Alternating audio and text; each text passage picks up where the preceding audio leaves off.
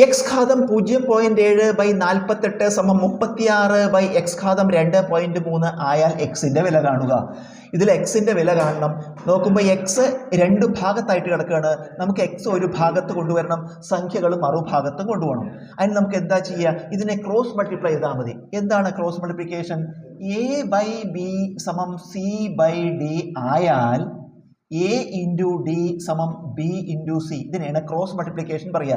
a/b സമം c/d ആയാൽ, അതുപോലെയാണ് എക്സ് ഘാതം 0.7/48 സമം c/d 36/x ഘാതം 2.3. ഇങ്ങനെ ആയാൽ എന്താണ്? a ഇൻറ്റു ഡി സമം ബി ഇൻറ്റു സി. അതുപോലെ ഇത് ഗുണിക്കുക. എക്സ് ഘാതം 0.7 ഇൻറ്റു എക്സ് ഘാതം 2.3 ഇത് തമ്മിൽ ഗുണിച്ചു സമമായിരിക്കും.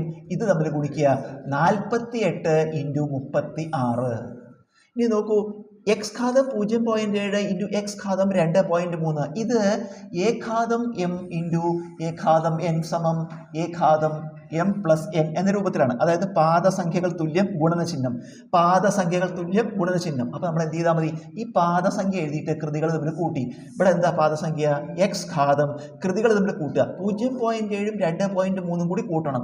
0.7ഉം 2.3ഉം കൂടി കൂട്ടുമ്പോൾ 7ഉം 3ഉം 10, ശിഷ്ടം 1 0.8 ആ 1 2 3 3.0 പറഞ്ഞാൽ 3 അപ്പോൾ ഇത് എന്ത് എഴുതി? എക്സ് ഘാതം 3 സമം നമുക്കിതിനെ 48 ഇൻറ്റു 36. ഈ 48നെയും 36നെയും പ്രൈം ഫാക്ടറൈസേഷൻ ചെയ്യുക, അഭാജ്യ ഘടകങ്ങളായി പിരിച്ചെഴുതുക. അതായത് നമുക്ക് 48നെ അഭാജ്യ സംഖ്യകൾ കൊണ്ട് മാത്രം ഹരിക്കുക. 2 കൊണ്ട് ഹരിച്ചാൽ 24, ഹരിക്കണം 2 12, ഹരിക്കണം 2 6, ഹരിക്കണം 2 3, ഹരിക്കണം 3 1 1. ഇതുപോലെ 36നെയും ചെയ്യുക, പ്രൈം ഫാക്ടറൈസേഷൻ ചെയ്യുക. ഹരിക്കണം 2 18, ഹരിക്കണം 2 9, ഹരിക്കണം 3 3, ഹരിക്കണം 3 1.